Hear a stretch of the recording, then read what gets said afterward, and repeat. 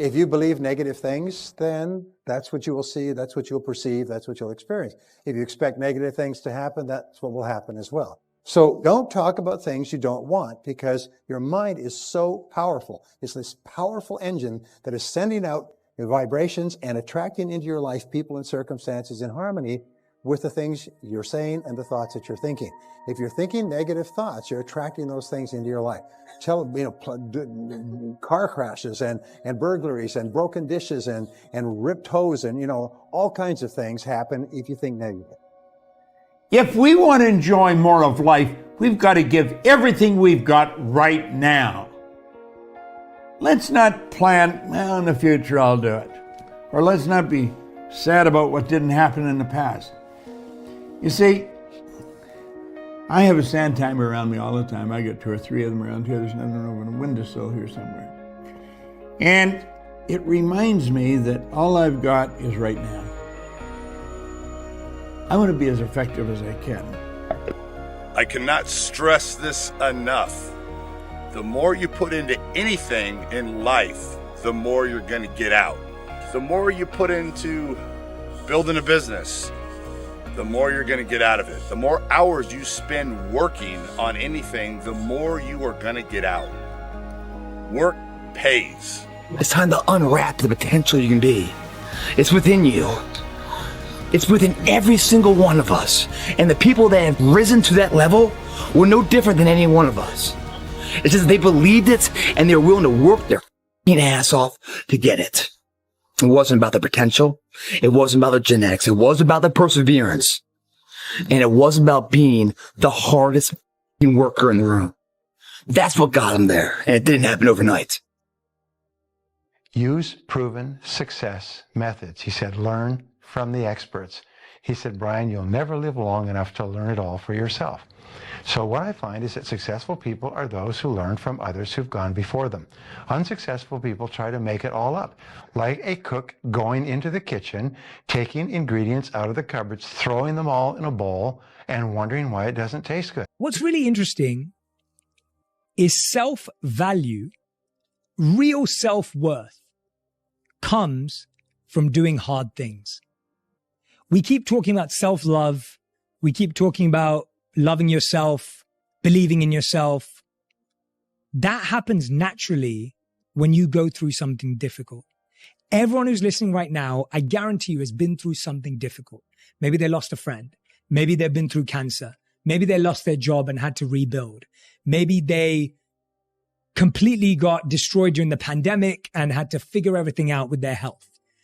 The point is, we've all done hard things, and self-worth and self-value comes from recognizing the hardship you've been through and the growth that you made during that time. Now, if you're someone who's listening and saying, Jay, well, I'm not sure I've been through anything that challenging. Well, that's your challenge. Go and figure out what it is that you want to do that's hard. Can you think of the best answer ever? Jot this phrase down. Why not? Right? What else are you going to do? Just hang in there until the bitter end?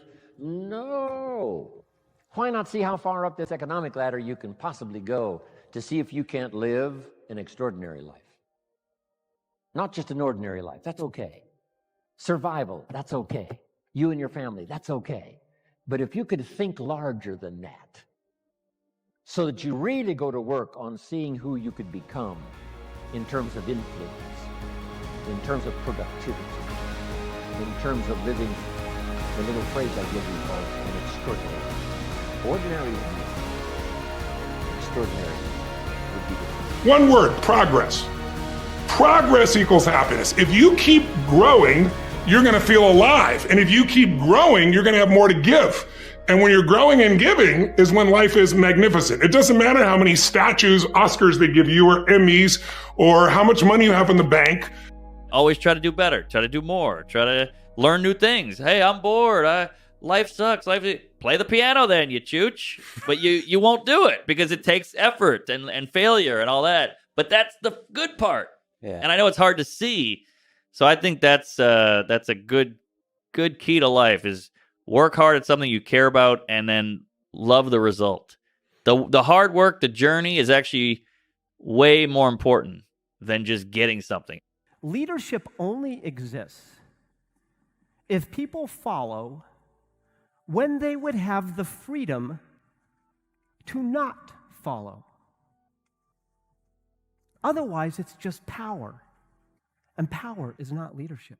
Y'all gotta start loving your life. Be comfortable in who you are. If you come from a family right now that's broke, use that to your advantage. I use that to my advantage that I was a high school dropout, that I was homeless, that I ate out of trash can. I love dealing with a dude who think because he come from money, he better than me. Let's go. Let's go. You got money, but do you got that dog? Yeah, you got money, you got privilege, but do you got that dog? Do you got that stamina? So yeah, you might have something I don't have right now, but if I work hard, I can have what you have. Life is not easy. It is not. Don't try to make it that way. Life's not fair. It never was. It isn't now, and it won't ever be. Do not fall into the trap, the entitlement trap, of feeling like you're a victim. You are not. Get over it and get on with it. And yes, most things are more rewarding when you break a sweat to get them. I feel to be at the pinnacle of any game.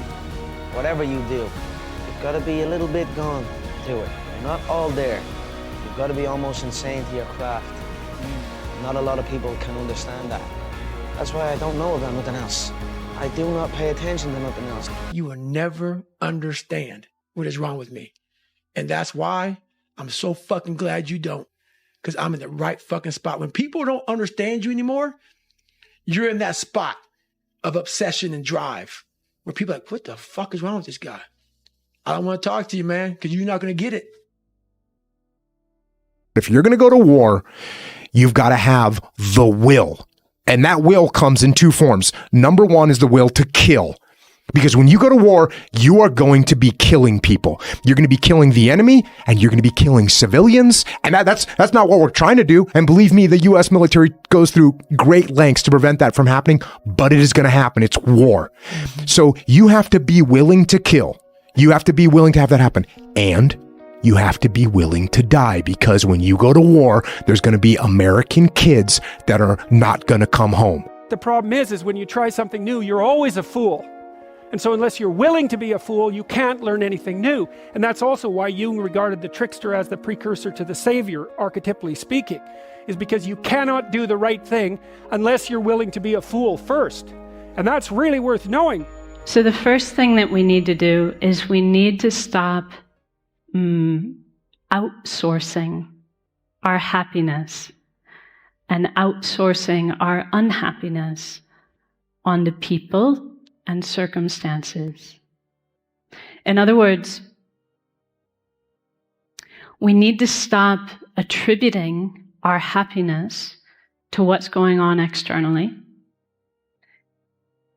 And we need to stop blaming others, especially blaming others, for our unhappiness. We don't build trust by offering people our help. We build trust by asking people for help. That's what actually creates trust, because it's an expression of vulnerability, right? It allows people to offer us safety and protection. And that's an act of service for the other person, which is honorable. The greatest single predictor of success, especially financial success in life, is creativity. And creativity is designed by the number of ideas you come up with. And you'll find that the more ideas you come up with, because of the law of probabilities, the more likely it is you'll come up with a great idea. One of the most important things that you get with Ed is that you get exposed to a lot of ideas. Now, when you look at all the ideas that Ed gives you, there's no way a human being could apply them all when they get back on Monday, is there? So what you have to do is you have to pick and choose. The reason that Ed teaches you so many ideas, and I understand this, is because you never know which idea is going to be the right one for you at this time. So what you do is you get a lot of choices. It's sort of like going to a beautiful buffet. You're not going to eat everything, but you're going to look at the buffet and you're going to pick the things that you want or need or can use at this moment. Self-discipline is everything. If you don't have it, I don't look at you right, because I know you're capable of more. It's not discipline so much for me. It's all on you. Where you're going to fail and you're going to be in your head, you're going to be saying, I'm not good enough. And it's how you get through that. It's how you get through that on a daily basis, when that thing is saying, man, I'm 43, I've done so much. You start to become civilized. The refrigerator gets full. You start making money, and you start, I'm not getting cold anymore. I'm retired. You start to believe this shit. And that's just my mentality. You may have more, but you never can't arrive. You want to be uncommon amongst uncommon people, period. We're built to walk uphill. And when you reach the pinnacle of the hill, you want to stop and appreciate the vision, but the next thing you want is a higher hill in the distance, because it's from the uphill climb that we derive our value, and I mean this technically. So almost all the positive emotion we feel, that's experienced in relationship to a goal. And so in some sense, you want a goal that you can never attain, right? So you can always move closer to the goal that recedes as you move towards it. You think, well, that's frustrating. It's like Sisyphus pushing the rock uphill. But it's not, because as you pursue that goal, you put yourself together and your life does get better and richer and more abundant. You want them to be above everything you're doing so you can continually move towards something that's more sublime and better. That's what you are. You're here to live, not to sleep. Now, Aristotle, back in 350 BC, came up with a principle that changed the world. And it was called the principle of causality, or today we call it the law of cause and effect. And what it says is that for every effect in your life, there's a cause or causes. If you can be clear about the cause or the effect that you want, and let's say the effect that we want is to double our income and then to double it again. All right. So what do? Well, you find someone who's earning twice as much as you in your field, and you go to them and you ask them, how is it that you're earning so much money? And remember, everybody who's earning twice as much was at one time earning half as much. And then they started to do certain things, and now they are earning twice as much. And it's no miracle. And so find out what the top people are doing and develop the habit of doing the same things over and over, and soon you'll be earning the same amount or more. Hearing and listening are two totally different things. You hear with your ears, you listen with your emotions. Learning is quite different than gathering information. Learning is when you consciously entertain an idea, you get emotionally involved in that idea, you step out and you act on the idea, and you change the end result. It's the feedback from the change in result that's the learning experience. I know if I think this, and I get emotionally involved, and I do this, then my income changes. That's learning. Now, let's take a look here for a moment. School gave us valuable knowledge. However, school never taught us how to alter the old paradigm. Don't condemn yourself for being afraid. It's perfectly fine to have some fears. You acknowledge your fears, you embrace those fears, and then you move on. You act on whatever it is that you fear. Because once you embrace it, see, what you resist will persist. What you resist will persist. So one of the most important things is to begin to embrace your fear. Life doesn't happen to you. We all think that life happens to me, right? Life happens for you. It happens for you. I mean, opportunities will come to you every day. It's either for you, you can remain scared of the opportunities, or you can embrace them and take them. What I finally realized that if you give up on your dreams, what do you have left? Nothing. I can't live that way.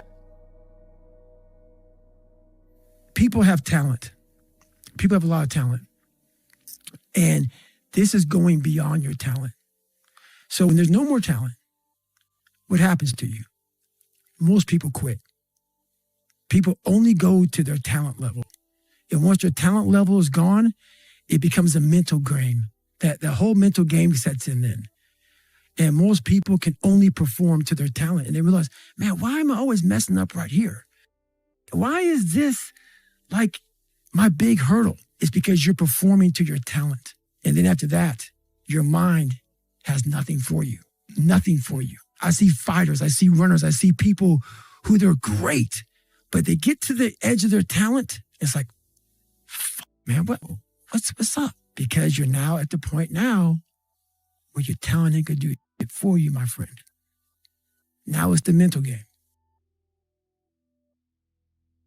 Everyone in the world has a list of things they think they should do. I should lose weight. I should work out. I should spend more time with my kids. I should work harder. I should make more calls. I should. And then you know what? People don't do their shoulds and they get mad at themselves and they, what I call, should all over themselves. They beat themselves up about it. What changes people is when your should becomes a must. When suddenly the thing you said should happen has to happen. That's when human beings change. It's like if you want to take the island, burn the boats. Because if there's no way to go back, it's amazing what happens when it's a must to do something versus a should. Staying motivated. And I have been finding myself more motivated even when I do not feel like doing something to do it. That my brain can feel a certain way, but it's not going to choose how I behave all the time. I just can't let it do it anymore. I'm going to have setbacks, I know.